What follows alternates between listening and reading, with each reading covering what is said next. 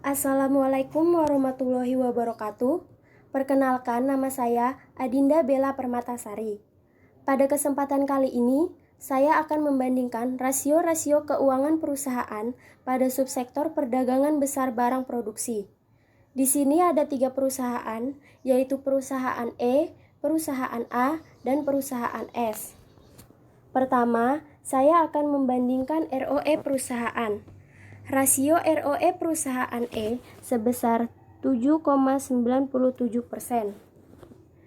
Berikut perhitungan ROE perusahaan E.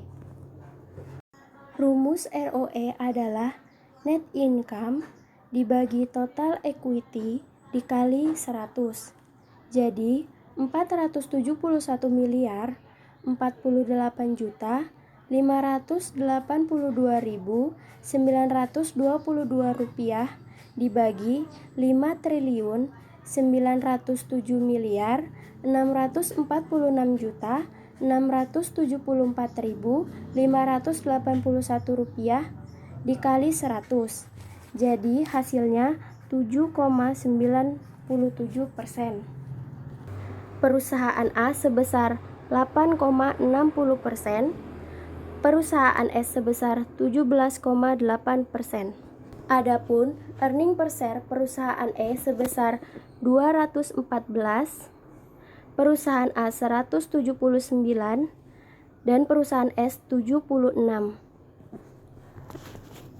Dan juga dijelaskan rasio dividen yield perusahaan E sebesar 4,74%. Berikut perhitungan dividen yield perusahaan E. Rumus dividen yield adalah DPS atau dividen per share dibagi market price dikali 100. Jadi 90 dibagi 2460 dikali 100. Hasilnya 3,66%. Perusahaan A sebesar 3,27%. Perusahaan S sebesar 7,10%. Jika kita bandingkan dari rasio ROE perusahaan E, A, dan S, di sini dapat kita lihat bahwa perusahaan S memiliki rasio ROE yang paling tinggi bila dibandingkan dengan perusahaan E dan A, yaitu sebesar 17,8%.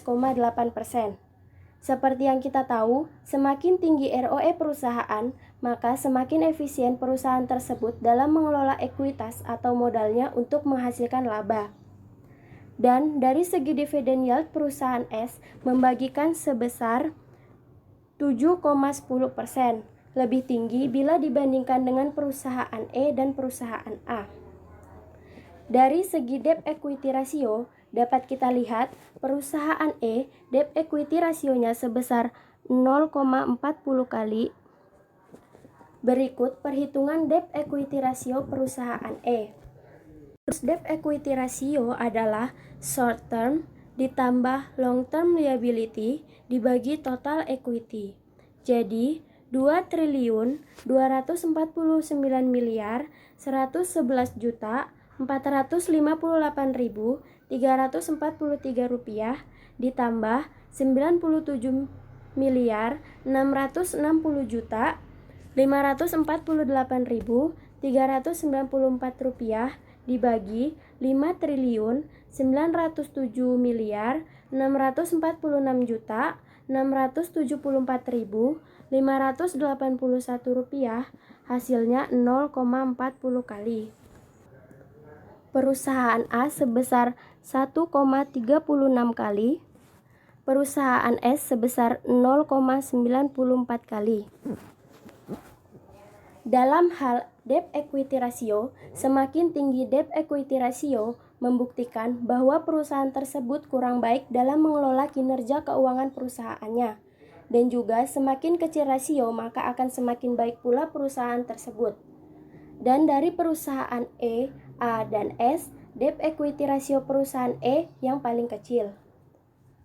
Jadi, dari sini dapat saya simpulkan perusahaan terbaik pertama menurut saya adalah perusahaan S, karena ROE perusahaan S paling tinggi di antara perusahaan E dan A, yaitu sebesar 17,8%.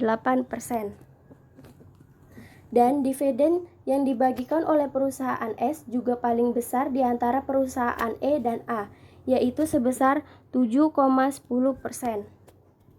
Dan dari segi debt equity ratio, perusahaan S debt equity rasionya tidak terlalu tinggi, yaitu sebesar 0,94 kali.